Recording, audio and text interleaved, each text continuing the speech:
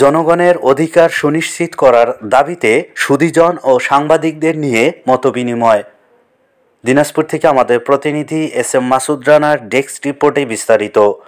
রাষ্ট্র মেরামত করে জনগণের অধিকার সুনিশ্চিত করার দাবিতে সুধীজন ও সাংবাদিকদের নিয়ে মতবিনিময় করেন আমার বাংলাদেশ এবি পার্টির কেন্দ্রীয় যুগ্ম সচিব ব্যারিস্টার আসাদুজ্জামান ফুয়াদ শনিবার 16 নভেম্বর দিনাজপুরের বিরামপুর সরকারি বালিকা বিদ্যালয়ের হল রুমে রাত 7টায় মতবিনিময় সভায় অধ্যক্ষ শহীদুল ইসলামের সভাপতিত্বে আমার বাংলাদেশ পার্টি এবি পার্টির বিরামপুর শাখার আয়োজনে প্রধান অতিথি হিসেবে উপস্থিত থেকে বক্তব্য প্রদান করেন আমার বাংলাদেশ এবি পার্টির কেন্দ্রীয় যুগ্ম সদস্য সচিব ব্যারিস্টার আসাদুজ্জামান ফুয়াদ।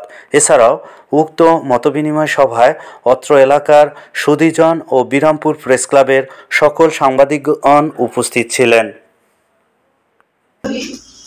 আগামী রাজনীতি হচ্ছে দীর্ঘ রাজনীতি, কিন্তু আমাদের যে দেশের বড় বড় রাজনৈতিক দলগুলো এগুলো জুলাই এবং আগস্ট ছাত্র অভ্যুত্থানের তাদেরকে ট্রেনিং দেওয়া হচ্ছে আমাদের দেশে তারা উৎপাদন ব্যবস্থা করবে।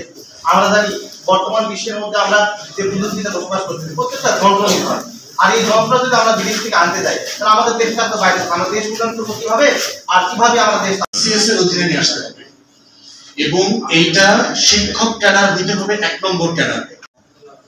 মানুষ হয় লড়াইটা করেন, লড়াই করলে দেখবেন সবকিছু সহজ হয়ে যাবে, ইজিলি পাবেন। প্রশ্ন করতে শিখতে হবে, এটা কেন না। দেশটা কারো বাপের না, বলাবান বলছে না, লাখো শহীদের রক্তে কেনা দেশটা কারো বাপের না। চেয়ারম্যানের বাপের, পৌরসভার কাউন্সিলরের বাপের দেশ, ওর বাপের টাকা দিয়ে টিয়া কালিখা দেয়, সারের টাকা তোর বাপের টাকায় বেচে, তোর জিজ্ঞেস করতে হবে তো। এটা করেন, দেখবেন, শুধু শুরু করেন, দেখেন বদলে যায় কিনা। আমি আজকে বলে দিয়ে গেলাম।